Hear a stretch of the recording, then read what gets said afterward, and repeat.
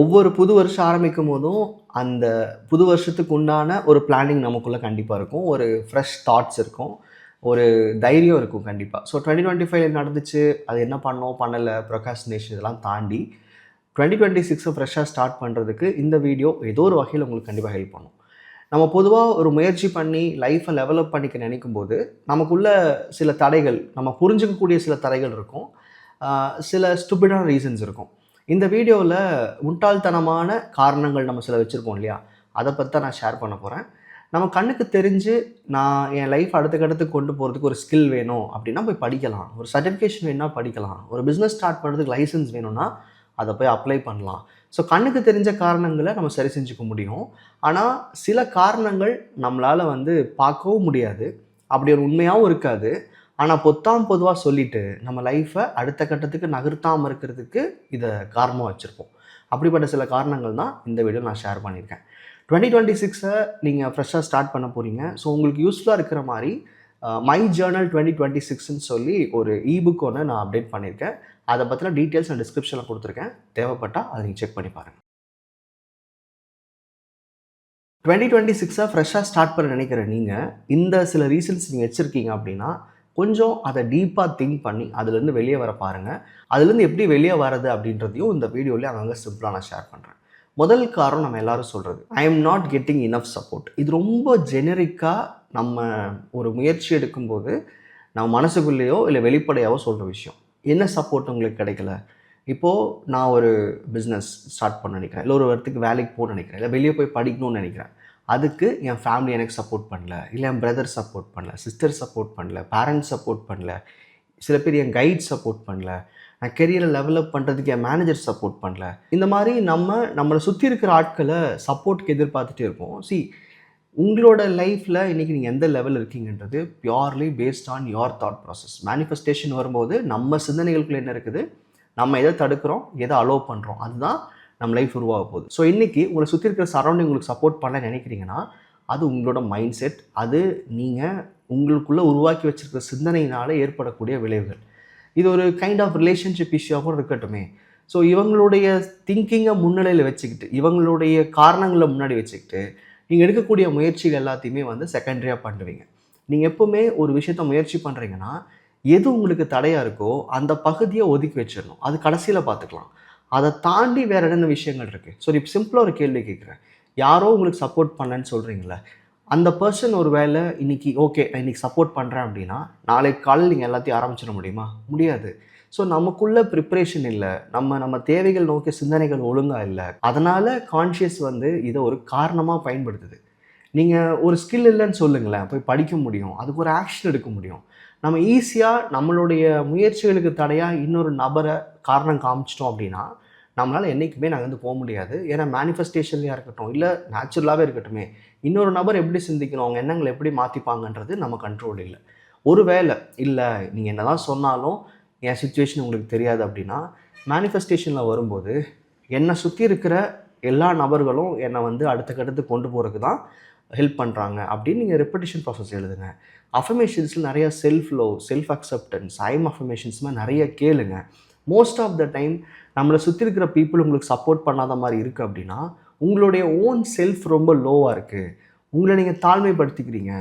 People சப்போர்ட்லன்னு feel பண்ணுறீங்கனாவே உங்களுக்குள்ளே உங்களை பற்றின பார்வை ஒழுங்கா இல்லைன்னு அர்த்தம். ஸோ இதை சார்ட் அவுட் பண்ணிங்கன்னா இந்த காரணங்களும் போகும். அது மட்டும் இல்லாமல் உங்கள் உயர்வுக்கு இந்த ரீசன் அப்படின்றது ரொம்ப ரொம்ப முட்டாள்தனமாக இருக்கும். இதுலேருந்து சீக்கிரமாக வெளியே வர முயற்சி பண்ணுங்கள். ரெண்டாவது காரணம், எல்லாரும் காமனாக சொல்கிற விஷயம், எனக்கு தேவைப்படுற நேரம் இப்போ இருக்கிற வாழ்க்கையை கன்சிடர் பண்ணிக்கிறக்கே சரியாக இருக்குது, ஸோ முன்னேற்றத்துக்கெல்லாம் கேட்ட நேரமே இல்லை அப்படிம்பாங்க. ரொம்ப ரொம்ப பேசிக்கான ஒரு விஷயம் புரிஞ்சுக்கோங்க. நீங்கள் இன்றைக்கி அணுகிற வாழ்க்கைக்கு, இன்றைக்கி இருக்கிற சர்வைவல் லைஃப்க்கோ இல்லை வாட் எவர் லைஃப், அதுக்கு உங்கள் நேரத்தை நீங்கள் இன்வெஸ்ட் பண்ணிட்டீங்க. இதுக்கு மேலே எனக்கு நேரம் இல்லை அப்படின்னா இங்கேருந்து எங்கேயும் போக வாய்ப்பே கிடையாது.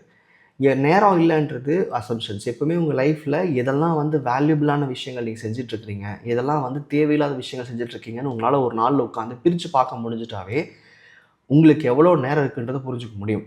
ஸோ இங்கே நான் ஜென்யூனாக எல்லோரும் சொல்கிற விஷயம், என்னுடைய கரண்ட் ஜாப் ஆர் பிஸ்னஸ் ஏதோ ஒரு கமிட்மெண்ட் இதிலிருந்து விலகி புது விஷயத்தை உருவாக்குறதுக்கு நேரமே கொடுக்கல. நான் காலையில் 7 மணிக்கு ஆஃபீஸ் போகிறேன், நைட் 10 மணிக்கு தான் வரேன், எனக்கு ட்ராவல் இருக்குது, ஃபேமிலி கமிட்மெண்ட் இருக்குது நீங்கள் சொல்லிட்டே இருந்தீங்க அப்படின்னா நீங்கள் உங்களோட ஃப்யூச்சருக்கு உண்டான எந்த ஒரு நகர்வையும் கண்டிப்பாக பார்க்கவே முடியாது. உங்கள் வாழ்க்கையை உங்களை நிர்பந்திக்கும் போது, புஷ் பண்ணும்போது மட்டும்தான் வளர்ச்சி இருக்குமே தவிர, நீங்கள் ஒரு எக்ஸ்ட்ரா ஒரு நாள் ஒரு ½ an hour to 45 minutes R even 1 hour உங்களால் உங்கள் ஃப்யூச்சர் நீட்ஸ்க்காக இன்வெஸ்ட் பண்ண முடியலன்னா, நெக்ஸ்ட் லெவல் போகிறதுக்கு 0 சான்சஸ் தான். இது வந்து டிமோட்டிவேஷன் எடுத்துக்க வேண்டாம். இதுதான் உண்மை. இப்போ நீங்கள் இன்னொரு வேலைக்கு நீங்கள் போகணும்னு நினச்சா கூட, அதுக்கு அப்ளை பண்ணுறதுக்கான நேரம் போடணும், அதுக்கான ப்ரிப்ரேஷன் நேரம் போடணும். எதுவுமே நான் வந்து புது விஷயத்துக்கான சைனே உருவாக்க மாட்டேன் அப்படின்ட்டா, லைஃப் எப்படி டைவர்ட் ஆகும்? இப்போ இன்னொரு விஷயம் புரிஞ்சுக்கணுன்னா, டைம் இல்லைன்றது ஒரு கைண்ட் ஆஃப் இல்யூஷன் தான். நீங்கள் என்ன பண்ணுங்கள், இனிமேல் 2026 என்ன பண்ணுங்கள் அப்படின்னா, உங்களுடைய ரொட்டீன் கம்பல்சரி, ஆட்டோமேட்டட். எந்திரிக்கணும், சாப்பிடணும், ரெடி ஆகணும், ஆஃபீஸ் போகணும், இல்லை ஒர்க் பார்க்கணும், இல்லை பிஸ்னஸ் பார்க்கணும், ஏதோ ஒன்று. அது நேரத்தை முழுசாக கன்சியூம் பண்ணுற மாதிரி தெரியுது.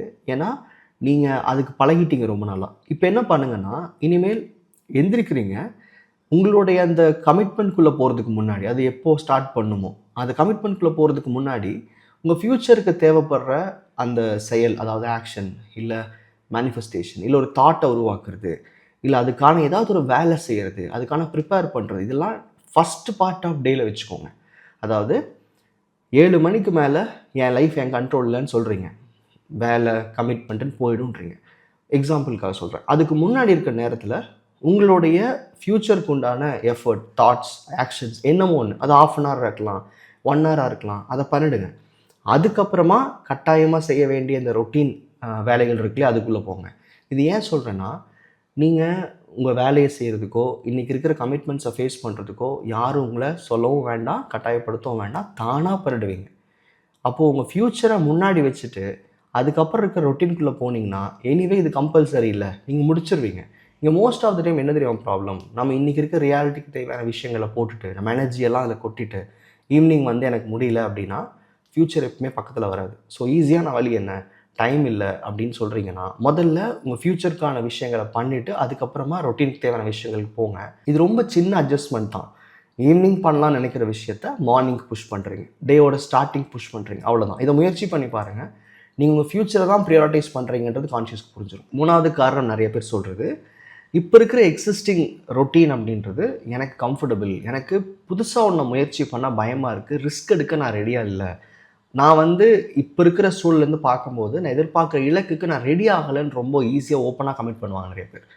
இது காரணம், நான் என்கிட்ட பேங்க் பேலன்ஸ் வச்சுக்கல, எனக்கு வந்து பிஸ்னஸ்க்கு பேக்கப் இல்லை, இல்லை எனக்கு இந்த ஒரு முயற்சி செய்கிறதுக்கு இப்போதைக்கு எனக்கு ஸ்கில்லுக்கு நான் ரெடியாக இல்லை, மேபி எனக்கு எக்ஸ்பீரியன்ஸ் பத்தலை. சில பேர் வந்து ஒரு ஹை லெவல் கெரியர் போகணும், இந்த லெவல் ஆஃப் ஜாபில் இருக்குன்னு நினைப்பாங்க. மேபி அந்த கெரியரில் இன்றைக்கி ஜஸ்ட் 2nd 3rd இயரில் ஸ்டார்டிங்கில் இருப்பாங்க. அவங்களுக்குள்ள என்ன பிளாக் அப்படின்னா, அந்த லெவலுக்கு போகணுன்னா இவ்வளோ வருஷங்கள் ஆகும், இவ்வளோ நிலைகளை கடக்கணும்னு ஒரு பிலீஃப் சிஸ்டம் இருக்கும்.